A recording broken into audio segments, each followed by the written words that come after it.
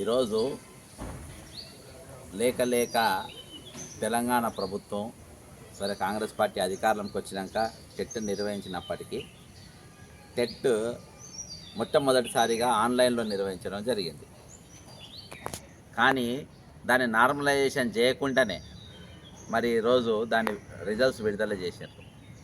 ఇందులో కొన్ని జిల్లాల్లో ఈజీగా వచ్చింది తెలంగాణ, కొన్ని జిల్లాలనేమో హార్డ్గా వచ్చింది ఎగ్జామ్.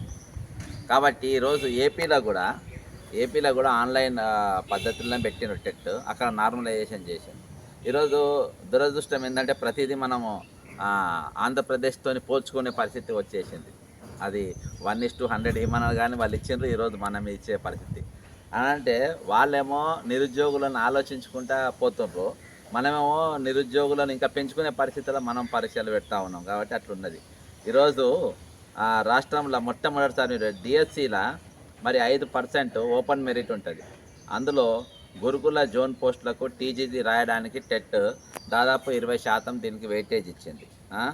కానీ ఇక్కడ ఏం జరిగిందనంటే ఆన్లైన్లో నిలిపినప్పుడు నార్మలైజేషన్ అనేది అదొక కాన్సెప్ట్, అది కంపల్సరీగా.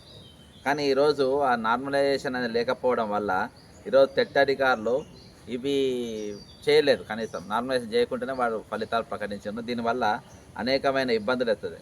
కాబట్టి ఈరోజు మీరు డిఎస్సి రాయాలంటే కంపల్సరీ వీళ్ళందరూ డిఎస్సిలో పాల్గొనాలి. కంపల్సరీ మీరు నార్మలైజేషన్ చేయాల్సిన అవసరం ఉన్నది. ఇప్పటికైనా రిజల్ట్స్ ప్రకటించినా కానీ మీరు నార్మలైజేషన్ చేయాల్సిన అవసరం ఉన్నది. లేకుంటే మరి డిఎస్సికి తక్కువ మంది క్వాలిఫై అయ్యే పరిస్థితి ఈరోజు ఉన్నది. కాబట్టి మీరు వెంటనే నార్మలైజ్ చేయాలి. అంతేకాకుండా ఈరోజు కాంగ్రెస్ పార్టీ మేనిఫెస్టోలో నేను ఆల్రెడీ ఎలక్షన్ కమిషన్లో కూడా ఇచ్చిన, మీరు మెగా డిఎస్సి 20,000 పోస్టులు ఇస్తామని చెప్పేసి మీరు మేనిఫెస్టోలో వెల్లడించడం జరిగింది. 100 రోజులలో ఇస్తామన్నారు.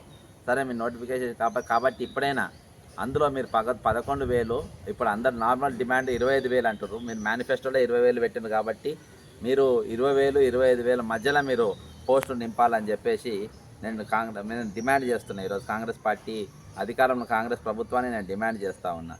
అంతేకాకుండా ఈరోజు తప్పనిసరి 10%.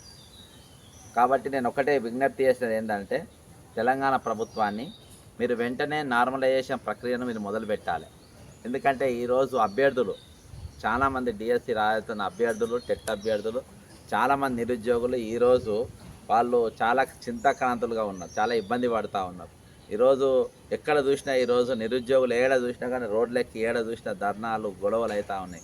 కాబట్టి దీని మీద కూడా మేము రేపు ఉద్యమ బాట పట్టకముందే వీళ్ళను డిఎస్సి అభ్యర్థులను, టెట్ అభ్యర్థులను, రాసిన అభ్యర్థులను నార్మలైజేషన్ చేయకుండా వాళ్ళ నష్టపోయిన వాళ్ళందరినీ కూడా కట్టుకుని రేపు రోడ్లు ఎక్కకముందే ఈరోజు ఈ మంత్రిత్వ శాఖ ఇయాటికి ముఖ్యమంత్రి దగ్గరనే ఉన్నది. ఎడ్యుకేషన్ కంప్లీట్గా ఆయన దగ్గరనే ఉన్నది. కాబట్టి ముఖ్యమంత్రి గారు ఈరోజు మీరు అవగాహన లేకుండా కేవలం ఈరోజు అధికారులను బాస్గా పెట్టుకొని మీరు వాళ్ళ మాటలు ఎన్ని చేస్తుండ్రు. ఈరోజు మీరు ఒకటే మాట అధికారులను అడగాలి, మీరు నార్మలైజేషన్ చేయకుంటే ఏ విధంగా మీరు ఫలితాలను ప్రకటించననేది ఈరోజు అధికారులు తెలపాల్సిన అవసరం ఉన్నది. ఈరోజు ఆ ప్రక్రియ లేకుండా ఈరోజు పక్క రాష్ట్రంలో అన్న సరే నీకు చేత కాదు, కనీసం పక్క రాష్ట్రంలో ఏం జరుగుతుంది అదన్నా చూసి కాపీ కొట్టుంది మీరు, అది కూడా చేత కాదు. కాబట్టి ఈరోజు మీరు ఆత్మగౌరవంతో నినాదంతో ఏర్పడ్డ తెలంగాణ ఆత్మగౌరవం మీరు దిగజారుస్తుంది, ఆత్మగౌరవం తగ్గిస్తూ ఉంది. ఈరోజు గత ప్రభుత్వం ఏది చేసిందో మీరు అది కొనసాగిస్తారు. కానీ ఏదేమైనప్పటికీ మీరు మొట్టమొదటిసారిగా ఆన్లైన్లో టెట్ పెట్టింది కాబట్టి కొన్ని కన్ఫ్యూజన్స్ ఉంటాయి.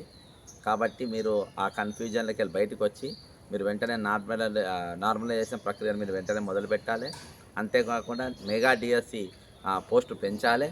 మీరు కొంచెం టైం ఇవ్వాలి. ఇంకోటి నార్మలైజేషన్ తర్వాత డిఎస్సికి కొంచెం గడువు పెంచాలి అని చెప్పేసి కూడా నేను సందర్భంగా డిమాండ్ చేస్తూ సెలవు తీసుకుంటున్నా. జై తెలంగాణ, అమరవీరులకు జోహార్.